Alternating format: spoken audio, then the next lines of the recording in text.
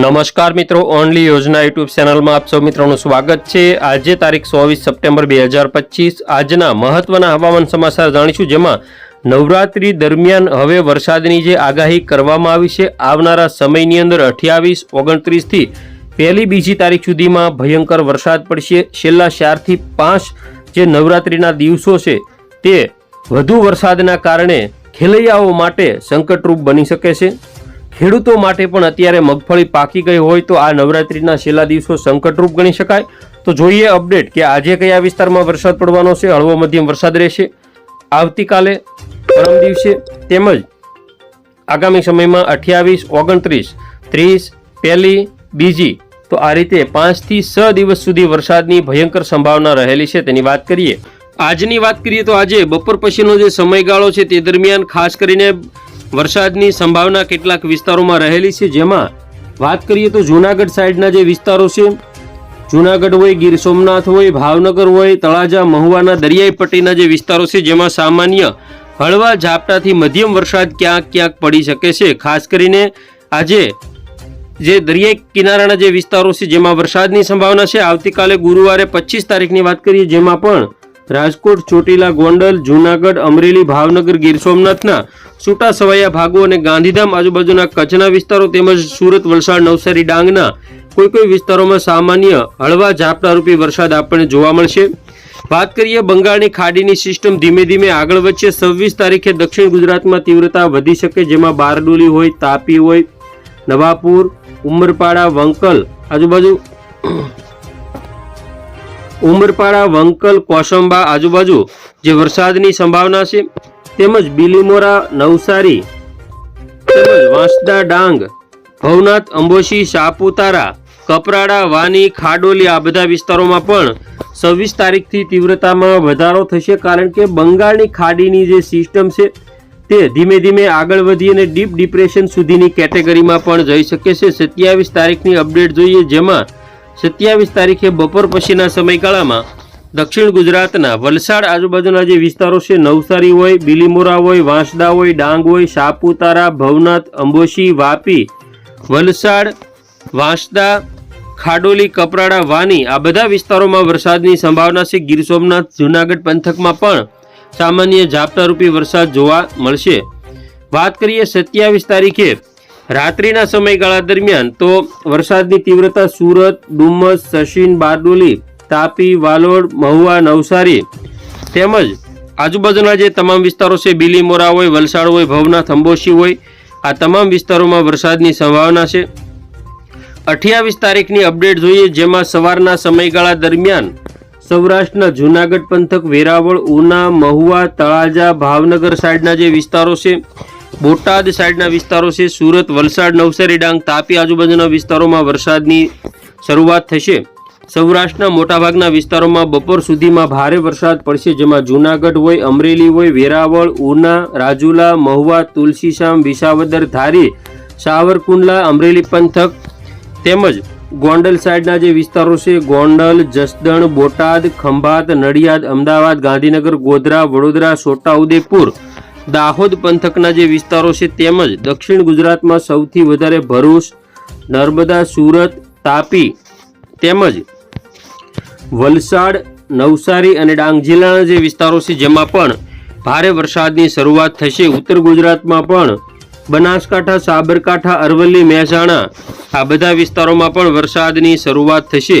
System 28 તારીખે રાત્રે ગુજરાતની ઉપર હશે, તેમજ 29 તારીખની અપડેટ જોઈએ વહેલી સવારની, જેમાં જામનગર, મોરબી, રાજકોટ, જૂનાગઢ, પોરબંદર, ગીર સોમનાથ, અમરેલી, ભાવનગર, બોટાદ, સુરેન્દ્રનગર, સુરત, ભરૂચ, વલસાડ, નવસારી, ડાંગ, તાપી આ બધા વિસ્તારોમાં તેની અસર જોવા મળશે। બપોર પછીની વાત કરીએ તો બપોર પછીના સમયગાળામાં સૌરાષ્ટ્રના મોટાભાગના વિસ્તારો છે, જેમાં જૂનાગઢ જિલ્લો, અમરેલી જિલ્લો, ગીર સોમનાથ, વેરાવળ, ઉના, મહુવા, તળાજા, ભાવનગર, પાલીતાણા, જેસર, બગદાણા પંથકમાં વધારે તીવ્રતા, રાજકોટ, ચોટીલા, ગોંડલ, જસદણ, બોટાદ, સુરેન્દ્રનગર, કુડા, મોરબી, વિરમગામ, અમદાવાદ, કપડવંજ, ધોળકા, નડિયાદ, ગોધરા, લુણાવાડા, દાહોદ, વડોદરા તેમજ છોટા ઉદેપુર સાઈડના વિસ્તારો છે। દક્ષિણ ગુજરાતમાં ભરૂચ, રાજપીપળા અને સુરત તેમજ વલસાડ, નવસારી, ડાંગ, ઉત્તર ગુજરાતની આપણે વાત કરીએ, જેમાં પાલનપુર હોય, આબુ રોડ હોય, ખેડબ્રહ્મા હોય, હિંમતનગર હોય, ડુંગરપુર હોય, આ બધા વિસ્તારોમાં વરસાદની સંભાવના રહેલી છે. ખાસ કરીને જોઈએ 29 તારીખે રાત્રિના સમયગાળાની અપડેટ, જેમાં રાત્રિના 9 થી 10, 11ના સમયગાળા દરમિયાન જામનગર, પોરબંદર, જૂનાગઢ, રાજકોટ, સુરેન્દ્રનગર, બોટાદ, ભાવનગર, અમરેલી, ગીર સોમનાથ, જેમાં ગીર સોમનાથ અને અમરેલી જિલ્લાના જે વિસ્તારો છે જેમાં સૌથી વધારે તીવ્રતા રહેશે. તુલસીશામ હોય, કોડીનાર હોય, ઉના, રાજુલા, મહુવા, તળાજા, સાવરકુંડલા, ધારી, વિસાવદર સુધીના વિસ્તારો હોય, તેમજ બગસરા હોય, બાબરા, વલભીપુર, શિહોર, પાલીતાણા, આ બધા વિસ્તારોમાં તીવ્રતા વધારે રહેશે. દક્ષિણ ગુજરાત, મધ્ય ગુજરાતમાં પણ તીવ્રતા રહેશે. 30 તારીખે વહેલી સવારે 8-9 વાગ્યાથી લઈ અને બપોરના સમયગાળા સુધીમાં સૌરાષ્ટ્રના મોટાભાગના વિસ્તારો અને દક્ષિણ ગુજરાતના જે વિસ્તારો છે જેમાં ભારે વરસાદ જોવા મળશે, જેમાં સૌથી વધારે વાપી, વલસાડ, ભવનાથ, અંબોશી, કપરાડા, ખાડોલી આજુબાજુના વિસ્તારો તેમજ ભાવનગરથી અમરેલી, ગીર સોમનાથ સુધીના વિસ્તારોમાં તીવ્રતા વધારે રહેશે. 30 તારીખે બપોર પછીની વાત કરીએ, જેમાં પોરબંદર હોય, રાજકોટ હોય, જૂનાગઢ હોય, ભાવનગર હોય, ગીર સોમનાથ હોય, આ બધા વિસ્તારોમાં હાથી નક્ષત્રમાં ભારે વરસાદની રમઝટ બોલી શકે છે. સુરેન્દ્રનગર, બોટાદ, ખંભાત, વડોદરા, છોટાઉદેપુર, અલીરાજપુર, દાહોદ, લુણાવાડા, કપડવંજ, નડિયાદ, વિરમગામ, અમદાવાદ, ગાંધીનગર, આ બધા વિસ્તારો તેમજ મહેસાણા, હિંમતનગર, ડુંગરપુર, ખેડબ્રહ્મા, પાલનપુર, આ તમામ વિસ્તારો તેમજ દક્ષિણ ગુજરાતની વાત કરીએ, જેમાં ભરૂચ, સુરત, વલસાડ, નવસારી, ડાંગ, તાપી, એટલે કે સૌરાષ્ટ્ર, મધ્ય ગુજરાત, ઉત્તર ગુજરાત સહિતના જે વિસ્તારો છે જેમાં ભયંકર વરસાદ પડવાની સંભાવના રહેલી છે. તો આ રીતે ગુજરાતમાં જોવા મળશે વરસાદ. રાત્રિની અપડેટ જોઈએ તો જેમાં પણ ભાવનગર જિલ્લાના જે દરિયાકાંઠાના જે વિસ્તારો છે, ભાવનગર હોય, તળાજા હોય, મહુવા હોય, રાજુલા સુધીના વિસ્તારો, અમરેલી, જસદણ, બોટાદ, ગોંડલ, જૂનાગઢના વિસ્તારો, તેમાં અને દક્ષિણ ગુજરાતમાં ભરૂચ, સુરત, વલસાડ, નવસારી, ડાંગ, તાપી, અમદાવાદ, ગાંધીનગર, સુરેન્દ્રનગર, બોટાદ, કચ્છના પણ કેટલાક વિસ્તારોમાં ભારે વરસાદ 30 તારીખ અને 1 તારીખ સુધીના જે વિસ્તારો છે જેમાં ભયંકર વરસાદની સંભાવના છે. 1 તારીખે પણ સમગ્ર ગુજરાતમાં જોવા મળશે વરસાદ. મધ્ય ગુજરાત હોય, ઉત્તર ગુજરાત હોય, સિસ્ટમ વધુ મજબૂત બની અને નજીક આવશે 2 તારીખમાં. ત્યારે જૂનાગઢ પંથક, અમરેલી પંથક, વેરાવળ, ઉના, મહુવા, ભાવનગર, ગોંડલ, જસદણ, પોરબંદર, આ બધા વિસ્તારોમાં ખાસ ચેતવણી આપવામાં આવે છે. વિરમગામ, અમદાવાદ, કપડવંજ, લુણાવાડા, ગોધરા, નડિયાદ સહિતના વિસ્તારો હોય. ઉત્તર ગુજરાતમાં રાધનપુર, મહેસાણા, હિંમતનગર, ડુંગરપુર, ખેડબ્રહ્મા, પાલનપુર, થરાદ, ધાનેરા, આબુ રોડ, અંબાજી, કચ્છના પણ રાપર સાઈડના વિસ્તારો હોય.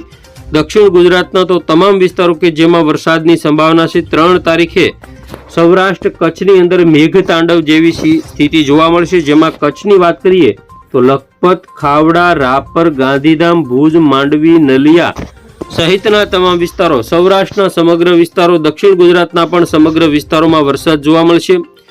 4 તારીખ પછી થોડી તીવ્રતા ઘટશે. ત્યાર પછી નવી એક નાની એવી સિસ્ટમ ગુજરાત તરફ આવે તો 5, 6, 7 તારીખમાં પણ સામાન્ય વરસાદ જોવા મળશે.